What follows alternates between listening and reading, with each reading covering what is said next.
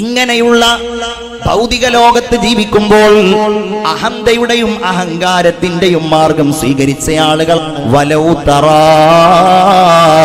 ഇതിൽ മുജ്രിമൂന നാകിസൂ റൂസിഹിം ഇൻദ റബ്ബിഹിം, റബ്ബിന്റെ അടുക്കൽ തലയും താഴ്ത്തി നിൽക്കുന്നത്. എന്നിട്ട് അവർ അല്ലാഹുവിനോട് പറയുന്നത് എന്താണ്? റബ്ബനാ അബ്സർനാ വസമിഅനാ ഫർജിഅനാ നഅമൽ സാലിഹൻ ഇന്നാ മൂഖിനൂൻ. റബ്ബനാ, ഞങ്ങളുടെ റബ്ബേ, അബ്സർനാ, ഞങ്ങളെല്ലാം കണ്ടു അല്ലാഹ്. നീ ഞങ്ങളോട് ഒരല്പസമയം കഴിഞ്ഞോട്ടെ, നീ ഞങ്ങളോട് എന്ത് കാണുമെന്ന് പറഞ്ഞു, അത് ഞങ്ങൾ കണ്ടു അല്ലാഹ്. റബ്ബനാ അബ്സർനാ, നീ ഞങ്ങളോട് ഖബർ കാണുമെന്ന് പറഞ്ഞു, നീ ഞങ്ങളോട് മലക്കുകളെ കാണുമെന്ന് പറഞ്ഞു, നീ ഞങ്ങളോട് മരണത്തിന്റെ ബീഭത്സതകൾ പറഞ്ഞു, അത് മുഴുവൻ ഞങ്ങൾ കണ്ടു അല്ലാഹ്. റബ്ബനാ അബ്സർനാ ബിഅനാ, ഞങ്ങളെല്ലാം കേട്ടു അല്ലാഹ്. നീ ഞങ്ങളോട് കേൾക്കുമെന്ന് പറഞ്ഞ എല്ലാം ഞങ്ങൾ കേട്ടു. അതുകൊണ്ട് പടച്ചോനെ, ഇനി ഞങ്ങൾക്ക് രക്ഷയില്ലല്ലോ. ഞങ്ങളത് ദുനിയാവിൽ വെച്ച് കണ്ടിരുന്നില്ല, ഞങ്ങളത് അവിടെ വെച്ച് കേട്ടിരുന്നില്ല. അതുകൊണ്ട് നിന്നോട് അപേക്ഷിക്കാനുള്ളത് ഫർജിഅനാ നഅമൽ സാലിഹൻ ഇന്നാ മൂഖിനൂൻ. പടച്ചോനെ, ഞങ്ങളെ ഒന്ന് ദുനിയാവിലേക്ക് നീ മടക്കി തരുമോ? അമലിന്റെ ലോകത്തേക്ക് ഞങ്ങളെ ഒന്ന് നീ മടക്കി തരുമോ? ഉറപ്പായിട്ടും ഞങ്ങൾ നല്ലതു മാത്രം ചെയ്യാമല്ലാഹ്. ഇതൊക്കെ നമ്മൾ ഓതിപ്പോകുന്ന ആയത്തുകളിൽ അള്ളാഹു നമ്മെ ഓർമ്മപ്പെടുത്തുന്ന കാര്യങ്ങളാണ്. നിങ്ങൾ ദുനിയാവിൽ നിന്ന് അമല് ചെയ്തിട്ടില്ലേ, ആഖിറത്തിൽ ചെന്നാൽ നിങ്ങൾ അള്ളാഹിനോട് പറയും, പടച്ചോനെ, ഞങ്ങൾക്ക് അമല് ചെയ്യുന്ന ലോകത്തേക്ക് ഒന്നുകൂടെ പോകണമെന്ന്. മൂമിനെ, ഇങ്ങനെയാവരുത് നമ്മൾ, ഇതാകരുത് നമ്മുടെ അവസ്ഥ. റഹ്മാനായ റബ്ബുഹു വ തആല ദുനിയാവിൽ ചെയ്ത പാപങ്ങൾക്കനുസൃതമായി നരകമേറ്റവും വലിയ ശിക്ഷയുടെ ലോകം നൽകി കഴിഞ്ഞാൽ അല്ലാഹു നമ്മളെ കാത്തു രക്ഷിക്കട്ടെ. എല്ലാവരും ആമീൻ പറയൂ. അല്ലാഹു നമ്മളെ കാക്കട്ടെ. അങ്ങനെ ആ നരകത്തിൽ കടന്നാൽ, നരകത്തിൽ കിടക്കുന്ന ആളുകൾ അല്ലാഹു തമ്പുരാനോട് അലമുറ കൊണ്ട് ഖുർആനിൽ റഹ്മാനായ റബ്ബ് പറയുകയാണ്, നരകത്തിൽ വെന്തുരുകുമ്പോ, നരകത്തിൽ കുറ്റങ്ങൾക്ക് ശിക്ഷ അനുഭവിക്കുമ്പോ പടച്ച തമ്പുരാൻ പറയുന്നത് എന്താ? വഹും യസ്തരിഖൂന ഫീഹാ, നരകത്തിൽ കിടന്ന് മനുഷ്യർ അലമുറ കൊള്ളുന്നതാണ്. അവർ ആർത്തട്ടഹസിച്ച് നിലവിളിക്കുന്നതാണ്. എന്താണ് അവർ നിലവിളിക്കുന്നത്? റബ്ബനാ, റബ്ബേ, അഖ്രിജ്നാ നഅമൽ സാലിഹാ, പടച്ചോനെ, ഞങ്ങളെ ഒന്ന് ഈ നരകത്തിൽ നിന്ന് നീ പുറത്തു കൊണ്ടുപോകുമോ? എന്നോട് അങ്ങനെയാ ചോദിക്കുക. അഖ്രിജ്നാ, ഞങ്ങൾ ഈ നരകത്തിൽ പെട്ടു റബ്ബേ, ഇവിടെ നിന്ന് ഞങ്ങളെ ഒന്ന് നീ പുറത്തെടുക്കുമോ? ഫൽ സാലിഹാ ഗൈറല്ലദീ കുന്നാ നഅമൽ, ഞങ്ങൾ നന്മ ചെയ്തു കൊള്ളാമല്ലാഹ്, കാര്യങ്ങൾ ചെയ്തു കൊള്ളാമല്ലാഹ്. നഅമൽ സാലിഹൻ, പടച്ചോനെ, ഞങ്ങൾ നല്ലത് ചെയ്യാം. ഗൈറല്ലദീ കുന്നാ, ഇതുവരെ ഞങ്ങൾ ചെയ്യാത്ത എന്തൊക്കെ നന്മകളുണ്ടോ അത് മുഴുവൻ ഞങ്ങൾ ചെയ്യാമല്ലാഹ്. അല്ലാഹു അതിന് പറയുന്ന മറുപടി എന്താണെന്നറിയോ? നിങ്ങളുടെ ഒന്നും ഇനി വേണ്ട. എന്തേ? അവലം നുഅമ്മിരുക്കും, നിങ്ങൾക്ക് ദുനിയാവിൽ ജീവിക്കാനുള്ള ആയുസ് നാം നൽകിയില്ലേ? നിങ്ങൾക്ക് നാം ഉംറ നൽകിയില്ലേ? 18, 28, 45, 58, 67, 95, 100 നൽകിയില്ലയോ? അവലം നുഅമ്മിരുക്കും, ആ സമയത്ത് ഓർക്കേണ്ടവർ മുഴുവൻ ഓർത്തിട്ടുണ്ട്. ആ സമയത്ത് ഇബാദത്ത് ചെയ്യേണ്ടവർ അത് ചെയ്തിട്ടുണ്ട്. വജാഅകുമുൻ നദീർ, നിങ്ങളിലേക്ക് താക്കീതുകാരനും വന്നിട്ടില്ലയോ? ഇതാണ് ദുനിയാവ് എന്ന് പറയാൻ, ഇതാണ് നശ്വരത എന്ന് പറയാൻ, ഇതാണ് ഐഹിക ലോകത്തിന്റെ നശ്വരമായ അവസ്ഥ എന്ന് പറയാൻ നിങ്ങളിലേക്ക് താക്കീതുകാരന്മാരായി പ്രവാചകന്മാർ വന്നിട്ടില്ലയോ? നിങ്ങളിലേക്ക് അല്ലാഹുവിന്റെ കലാമായ പരിശുദ്ധ ഖുർആൻ വന്നിട്ടില്ലയോ? നമ്മൾക്കൊക്കെ ഇതിന്ന് കേൾക്കാൻ എവിടെ സമയം മുഅ്മിനേ? ആരിത് കേൾക്കുന്നു, ആരിത് ചിന്തിക്കുന്നു, ആര് അള്ളാഹുവിന്റെ മാർഗത്തിൽ ഈ കാര്യങ്ങൾ ചെയ്യുന്നു. നമ്മൾ മനസ്സിലാക്കേണ്ട ഒരു സംഗതി എന്താണെന്നറിയോ? അള്ളാഹ്ക്ക് വേണ്ടി ചെയ്യേണ്ട കാര്യങ്ങൾ പടച്ചോന് വേണ്ടി ചെയ്തിട്ടില്ല എന്നുണ്ടെങ്കിൽ അതും ആഖിറത്തിൽ രക്ഷയ്ക്ക് വേണ്ടി കൊണ്ടുപോകാൻ കഴിയില്ല എന്നുള്ളതാണ്. അതാണ് ഏറ്റവും വലിയ ദൗർഭാഗ്യം. റമദാനൊക്കെ വരികയല്ലേ, ഇതൊന്ന് മനസ്സിലാക്കിയിട്ട് ഖൽബൊന്ന് നന്നാക്കി എടുക്കണം നമ്മൾ. അള്ളാഹുവിന് വേണ്ടി ചെയ്യേണ്ട കാര്യങ്ങൾ അള്ളാഹുവിന് വേണ്ടി അല്ലാതെയാണ് നമ്മൾ ചെയ്യുന്നത് എങ്കിൽ അത് അള്ളാഹുവിന് ആവശ്യം. അള്ളാഹുവിന്റെ റസൂൽ ഹബീബായ മുഹമ്മദ് മുസ്തഫ സല്ലല്ലാഹു അലൈഹി വസല്ലമ തങ്ങൾ പറയുകയാണ്, പരലോകത്ത് അള്ളാഹു വിചാരണ ചെയ്യുമ്പോൾ അള്ളാഹു ആദ്യമായിട്ട് കൊണ്ടുവരുന്നത് റജുലുൻ ഉസ്തുഷ്ഹിദാ, രക്തസാക്ഷിയായ ഒരാളെയാണ്. അള്ളാഹുവിന്റെ ദീനിന്റെ മാർഗത്തിൽ തന്റെ കുടുംബത്തെയും വീടും സമ്പാദ്യവും ഒക്കെ ഒഴിവാക്കി യുദ്ധക്കളങ്ങളിലേക്ക് എടുത്തു ചാടി ധീരരക്തസാക്ഷിത്വം വരിച്ച മഹാന്മാരുണ്ടല്ലോ, ആ ഗണത്തിൽ അങ്ങനെ രക്തസാക്ഷിയായ ഒരാളെയാണ് അള്ളാഹു ആദ്യമായിട്ട് മഹ്ശറയിൽ വിചാരണയ്ക്ക് വേണ്ടി കൊണ്ടുവരിക. പടച്ച തമ്പുരാൻ ആ വിചാരണ ചെയ്യുന്ന സന്ദർഭത്തിൽ ഈ ഷഹീദിനോട് ചോദിക്കുകയാണ്, റസൂലുള്ള പറയുകയാണ്, മനുഷ്യ, നിന്നെ ഞാൻ സൃഷ്ടിച്ചു, നിനക്ക് ഞാൻ നൽകി, നിനക്ക് ഞാൻ സൗകര്യങ്ങൾ നൽകി, പകരം എനിക്ക് നീ എന്ത് ചെയ്തു, എനിക്ക് നീ എന്ത് നൽകി? ഇയാൾ ഇങ്ങനെ പറയും, അല്ലാഹുവേ, ഞാൻ നിന്റെ മാർഗത്തിൽ ഞാൻ ഷഹീദായി അല്ലാഹ് എന്ന് പറഞ്ഞാൽ എന്റെ രക്തവും എന്റെ ജീവനും ഞാൻ നിന്റെ മാർഗത്തിൽ നൽകി അല്ലാഹ്.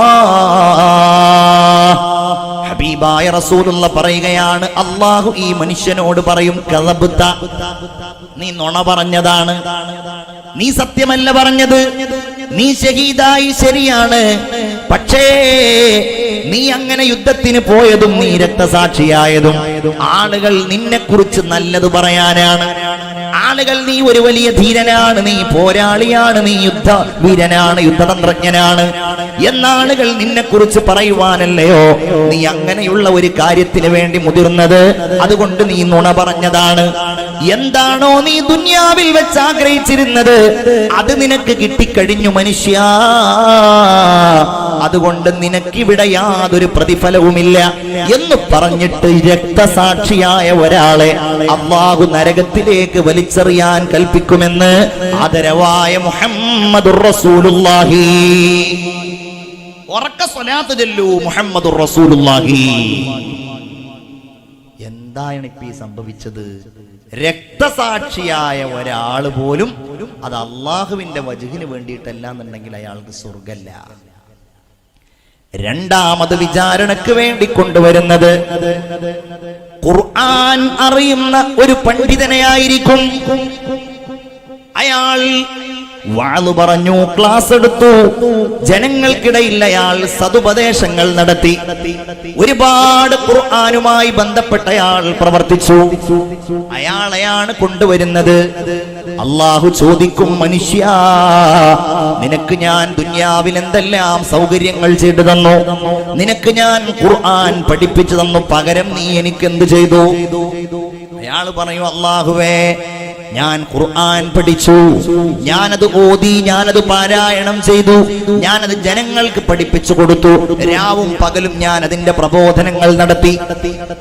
അല്ലാഹു പറയും, മനുഷ്യ, നീ പറഞ്ഞത് നുണയാണ്, നീ ഒരിക്കലും എനിക്ക് വേണ്ടിയല്ല ഇത് ചെയ്തത്, നീ ചെയ്തത് നിന്നെക്കുറിച്ച് ആളുകൾ, നീ നല്ല വാഴാണ്, നീ നല്ല പ്രഭാഷകനാണ്, നീ നല്ല പ്രശസ്തനാണ്, ഇത് പറയാനല്ലേ നീ അത് ചെയ്തത്.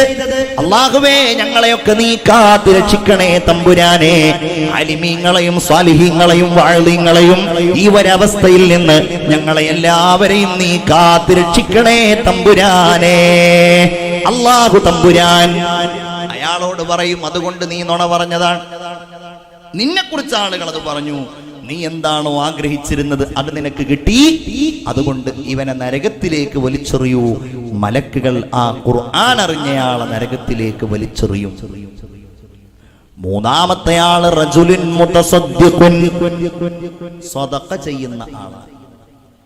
ഇത് ഈ പറയുന്ന ഓരോന്നിനും പ്രത്യേകതയുണ്ട് എന്ന് പറഞ്ഞാൽ ഈ പറയുന്ന അമലുകളൊക്കെ നാട്ടുകാർ കാണുന്ന അമലുകളാണ്, നാട്ടുകാർ കാണുന്ന കർമ്മങ്ങളാണ്. പ്രത്യേകിച്ച് സ്വതക്ക അല്ലേ, കൂലി ഏറ്റവും വേഗത്തിൽ പോകുന്നതാണ്.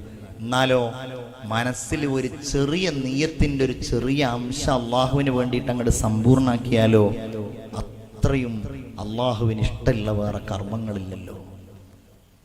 ഈ പള്ളി ഇപ്പം 40 ലക്ഷം റുപ്യൊക്കെ ചെലവഴിച്ച് പണിതതാണെന്ന് പ്രിയപ്പെട്ട ഉമർ കോയ സാഹിബും അതുപോലെ ഷംസുദ്ദീനൊക്കെ എന്നോട് പറഞ്ഞു.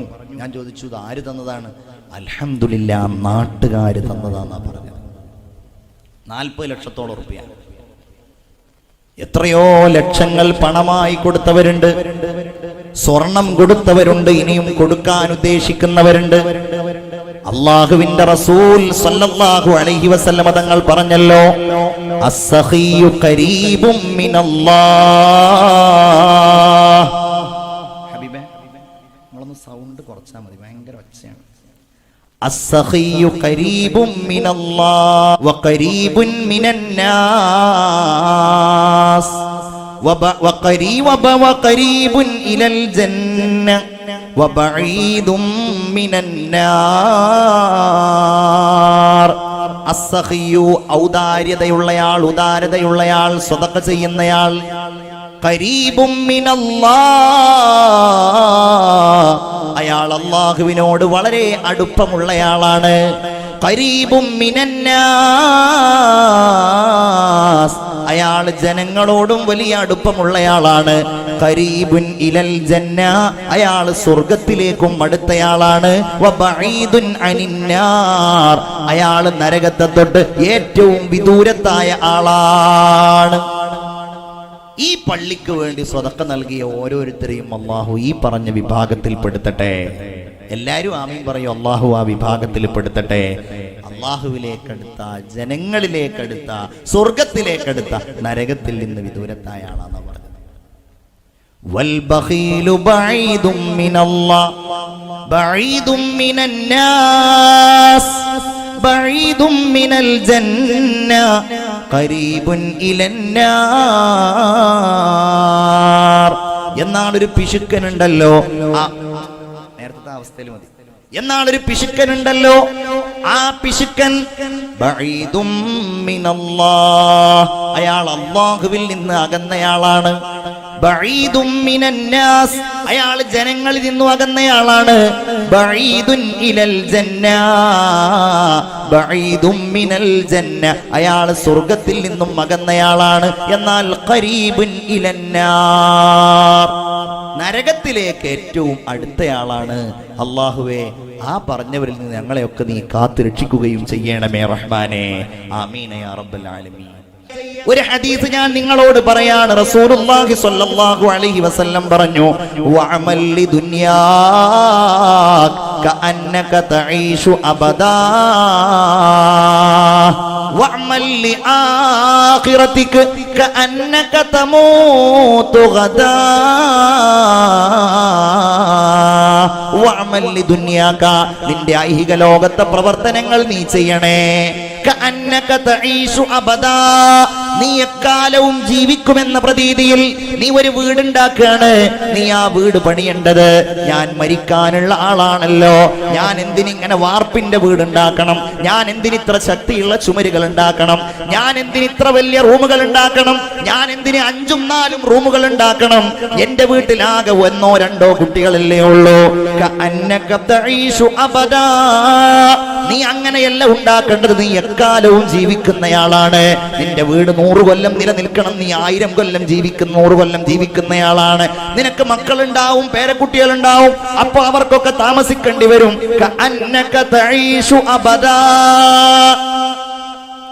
എന്നാൽ അങ്ങനെ മാത്രമല്ല ആ ഹദീസിന്റെ അർത്ഥം.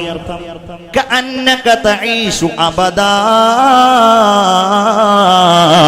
നീ എക്കാലവും ജീവിക്കുന്നവനെ പോലെ എന്ന് പറഞ്ഞാൽ നീ നാളെയും ഉണ്ടല്ലോ. നീ ദുനിയാവിന് വേണ്ടി വല്ലതും ചെയ്യാണ്, നീ നാളെയും ഉണ്ടല്ലോ എന്ന് പറഞ്ഞാൽ നീ വീടെടുക്കുമ്പോൾ നിന്റെ കയ്യിലുള്ള പണം കൊണ്ട് തൽക്കാലം വീടിന്റെ ഏതെങ്കിലും ഒരു ഭാഗം തീർക്കാനേ ഉള്ളൂ. പെയിന്റ് അടിക്കാനുള്ള പൈസയില്ല, മതില് കെട്ടാനുള്ള പൈസയില്ല, അതുപോലെ ഇന്റർലോക്ക് ചെയ്യാനുള്ള പൈസയില്ല, ഗേറ്റ് വെക്കാനുള്ള പൈസയില്ല. നിനക്ക് ഹൗസിംഗ് ലോൺ കിട്ടും, 5 ലക്ഷം രൂപ കിട്ടും, 10 ലക്ഷം രൂപ കിട്ടും. നീ പലിശക്കെടുക്കുകയാണ്, നീ ലോൺ എടുക്കുകയാണ്, നീ പലിശക്ക് വാങ്ങുകയാണ്, നീ പലിശ കൊടുക്കുകയാണ്. ആ വലിയ പാപം, സബഉൽ മുബിഖാത്തിലെ പാപം നിന്റെ വീടിന് വേണ്ടി നീ ചെയ്യല്ലേ. കഅന്നക തഈശു അബദാ, നിനക്ക് നാളെയും അവസരമുണ്ടല്ലോ, നിനക്ക് നാളെയും ഇതെങ്ങനെയെങ്കിലും ജോലി ചെയ്തിട്ട് നിന്റെ വീടിന് മതിൽ വെക്കാമല്ലോ, നിന്റെ വീടിന് ഗേറ്റ് വെക്കാമല്ലോ. നീ ആ ഹറാമിന് പോകല്ലേ. എന്നാൽ നീ നിന്റെ ആഖിറത്തിന് വേണ്ടി ചെയ്യുന്ന അമലുകൾ ചെയ്യേണ്ടത് എങ്ങനെയാണ്? നീ നിസ്കരിക്കുമ്പോ നിസ്കാരത്തിന്റെ സമയമായാൽ നീ എന്തെങ്കിലും ഒരു നല്ല കാര്യം ചെയ്യാൻ ഉദ്ദേശിച്ചാൽ കഅന്നക തമൂതു ഗദാ, നീ നാളെ മരിക്കുമെന്ന ചിന്തയോടെ ചെയ്യണം. അത് കുറച്ചും കൂടെ കഴിഞ്ഞിട്ടാവാം എന്ന് നീ ചെയ്യല്ലേ. ദുന്യാവിലുള്ള കാര്യം അഥവാ നീ നീട്ടിവെച്ചാലും ആഖിറത്തിന്റെ കാര്യം, ഹജ്ജ്, അത് തൽക്കാലം ഇക്കൊല്ലം പോട്ടെ, നീ അടുത്തല്ല, ഇക്കൊല്ലം നിനക്ക് അവസരം ഉണ്ടോ, ഈ വർഷം തന്നെ നീ ചെയ്തോ.